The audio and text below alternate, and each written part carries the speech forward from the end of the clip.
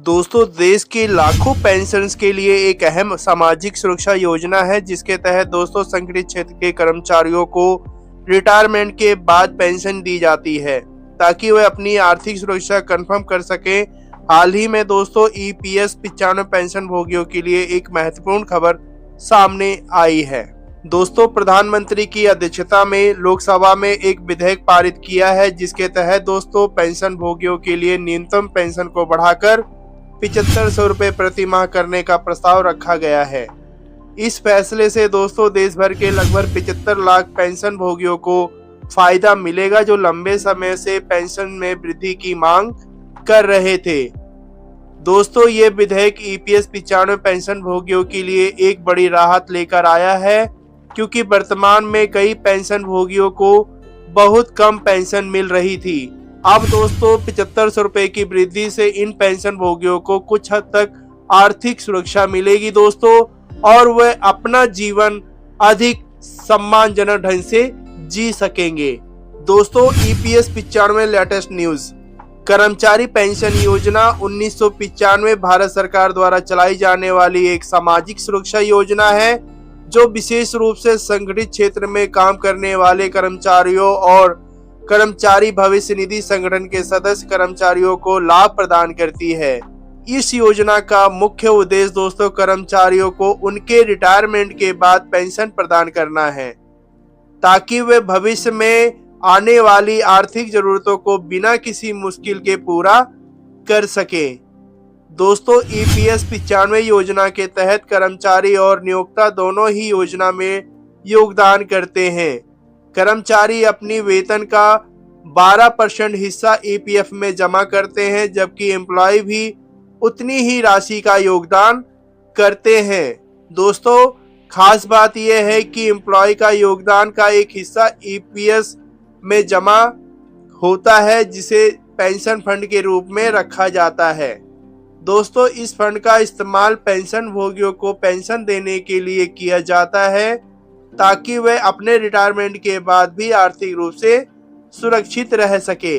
दोस्तों, अब हम बात करते हैं पेंशन वृद्धि के विधेयक की जो मुख्य बातें। दोस्तों, लोकसभा ने ईपीएस 95 पेंशन भोगियों के लिए न्यूनतम पेंशन को बढ़ाकर 7500 रुपये प्रति माह करने का विधेयक पास किया है। इस विधेयक की दोस्तों मुख्य बातें इस प्रकार हैं। पहला, इस विधेयक के तहत दोस्तों न्यूनतम पेंशन को 1000 रुपये से बढ़ाकर 7500 रुपये प्रति माह करने का प्रस्ताव है दोस्तों, जिससे पेंशन भोगियों को वित्तीय राहत मिलेगी। दूसरा, इस पेंशन वृद्धि का लाभ लगभग 75 लाख ईपीएस 95 पेंशन भोगियों को मिलेगा जो लंबे समय से पेंशन में वृद्धि की उम्मीद लगाए हुए थे। तीसरा, पेंशन में इस वृद्धि के कारण दोस्तों सरकार पर वित्तीय दबाव पड़ेगा लेकिन सरकार ने इसे पूरी तरह से वहन करने की अपनी प्रतिबद्धता जताई है। चौथा, यह पेंशन वृद्धि संबंधित विधेयक कानून बनाने के बाद जल्द ही लागू कर दी जाएगी जिससे दोस्तों पेंशन भोगियों को शीघ्र लाभ मिल सके। अब हम बात करते हैं दोस्तों ईपीएस 95 योजना। दोस्तों, ईपीएस 95 योजना के तहत कर्मचारी 58 वर्ष की आयु पूरी होने के बाद जब वे रिटायरमेंट होते हैं तो वे पेंशन के लिए योग्य होते हैं। इस योजना के अंतर्गत दोस्तों मिलने वाली पेंशन की राशि कर्मचारी के सेवा काल और उनके वेतन पर निर्भर करती है। पहले इस योजना के तहत दोस्तों न्यूनतम पेंशन 1000 रुपये प्रति माह थी लेकिन हाल ही में सरकार ने इसे बढ़ाकर 7500 रुपये करने का प्रस्ताव किया है। दोस्तों, इसके बाद पेंशन भोगियों को ज्यादा पेंशन राशि प्राप्त होगी जिससे उनकी जीवन शैली में सुधार होगा। दोस्तों, अब हम बात करते हैं ईपीएस 95 में सुधार की आवश्यकता। दोस्तों, ईपीएस 95 एक महत्वपूर्ण सामाजिक सुरक्षा योजना है लेकिन वर्तमान समय में इसमें कुछ सुधार की आवश्यकता महसूस हो रही है जो इस प्रकार है। पहला, न्यूनतम पेंशन राशि। दोस्तों, वर्तमान में पेंशन की राशि अपेक्षाकृत बहुत कम है और इसे बढ़ाने की जरूरत है ताकि पेंशन भोगियों अपने जीवन को बेहतर तरीके से जी सके। दूसरा है दोस्तों महंगाई भत्ता। सभी पेंशन भोगियों को महंगाई से राहत देने के लिए महंगाई भत्ते का प्रावधान करना जरूरी है दोस्तों, ताकि उनकी पेंशन की राशि महंगाई के प्रभाव से बची रहे। तीसरा है दोस्तों चिकित्सा सुविधा। पेंशन भोगियों को दोस्तों निःशुल्क चिकित्सा सुविधा उपलब्ध कराना भी एक जरूरी कदम है, जिससे वे अपने स्वास्थ्य के प्रति चिंतित हुए बिना जीवन जी सके। चौथा है दोस्तों पेंशन वितरण प्रणाली। दोस्तों पेंशन वितरण प्रक्रिया को सुरक्षित और पारदर्शी बनाना अत्यंत महत्वपूर्ण है, ताकि पेंशन भोगियों को उनके अधिकार समय पर और बिना किसी झंझट के मिल सके। दोस्तों अब हम बात करते हैं EPS 95 के तहत उच्च पेंशन के लिए आवेदन।